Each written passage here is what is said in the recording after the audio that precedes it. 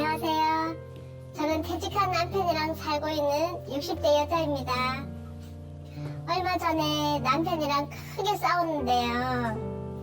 글쎄 15년 된 거실 소파를 바꾸려는데 남편이 버리지 말라고 하는 거예요. 저도 다 이유가 있으니까 바꾸려는 거거든요. 가죽 소파를 사 사계절 쓰기도 힘든데 그걸 15년을 썼고요. 아유, 오래 쓰셨다. 너무 오래돼서 앉기만 해도 가죽이 뚝뚝 떨어지더라고요. 맞아. 그래서 바꾸자는 건데 남편은 멀쩡한 거 왜 바꾸냐? 15년 되면 바꾸란 법이 있냐? 내 차도 15년 됐지만 잘만 굴러간다. 아유. 가죽이 떨어지면 당신이 청소를 잘하면 될 거 아니냐면서 엄청 잔소리를 하는 거예요.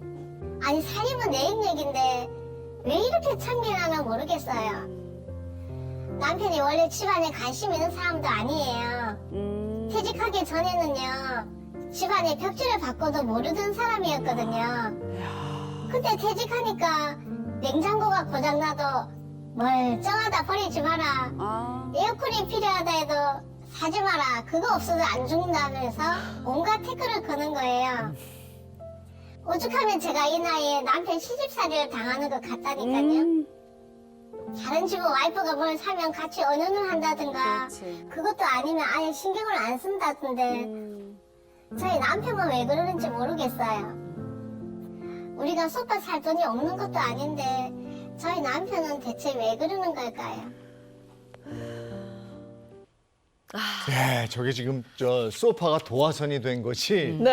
다른 뭐 여러 가지 일이 있는 것 같아요. 그전부터 맞아. 많이 쌓여 있는 것 같기도 네. 한데 집은 하나인데 주부 2명 혹은 시어머니랑 같이 사는 느낌을 좀 받으실 것 같아요. 사연 어떻게 보셨어요? 이게 말씀을 들으시면서 아마 다들 경험하셨을 겁니다. 살림 간섭하는 남편이랑 안 살아본 사람은 모른다. 이런 얘기를 하실 정도로 사실상 퇴직한 남편이 갑자기 들어와 살림의 간섭을 시작하게 되면 그때부터 3차 대전이 일어나기 시작하는 거거든요. 근데 실제 우리가 이런 사례들을 만나면 아내들이 하는 얘기가 뭐냐면 이 남편을 반품하고 싶다. 이런 얘기를 하기도 해요. 그러나 우리가 살아가면서 사실 뭐 반품이 농담으로 하는 얘기지 실제 그건 아닙니다만 이 문제를 정말 해결하고 싶다라고 하는 이야기잖아요. 한 가지 분명한 건 오늘 사실 남편살이 하시는 분들 굉장히 좋은 솔루션이 있으니까 꼭 보시고요. 특별히 은퇴 남편 증후군 많이 들어보셨죠? 네. 이것과 관련해 저희가 이야기를 나누게 될 텐데 꼭 기억하실 건 남편들이 너무 심하게 간섭을 하거나 너무 심하게 통제를 하는 경우는 이런 경우도 이혼의 사유가 될 수 있어요. 그러나 우리가 이혼하기 전에 해법부터 찾아야 되겠죠. 네. 제 주변에도 사연 속에 남편분이랑 좀 비슷한 분들이 좀 의외로 많아요. 정말 식탁을 한번 바꾸자 했더니 왜 바꿔 계속 그랬던 양반이 밥을 먹는데 한 번은 식탁을 이렇게 모서리 보더니 아유 많이 낡았네 딱 그러더래요. 그래서 그래서 그럼 바꿔야 되겠지? 했더니 한 10년은 더 쓸 수 있겠어. 왜 바꿔?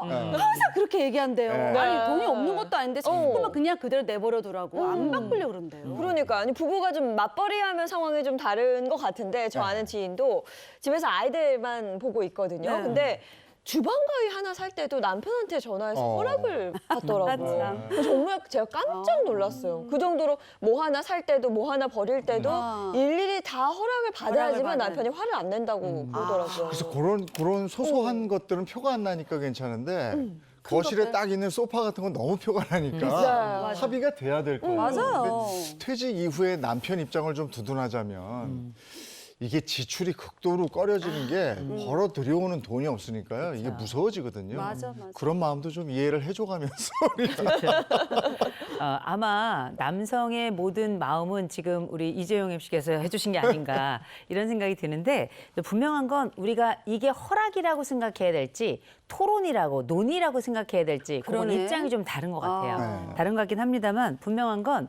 지금 우리 보통 60대 이상 되신 또 은퇴한 남편과 함께 살고 계신 분들 같은 경우에는 이러니 저러니 하고 작고 큰 말다툼은 있지만 대부분 남편들 의견이 관철되는 경우가 되게 많아요. 많아요. 그 관철되는 이유를 살펴보면 몇 가지 이유가 있는데 네. 첫 번째로는 적어도 그 연령대에 있는 여성들은 아직도 내 남편은 우리 집의 가장이라는 신념이 굉장히 강하죠. 그래서 그 가장이 가지고 있는 말의 힘에 대해서 아직도 여전히 이 힘을 좀 실어주는 편인 거고요. 존중을 해주는 거죠. 두 번째로는 오랫동안 대부분 고 연령대의 부부들은 남성이 경제권을 가지고 있었을 가능성이 굉장히 높아요.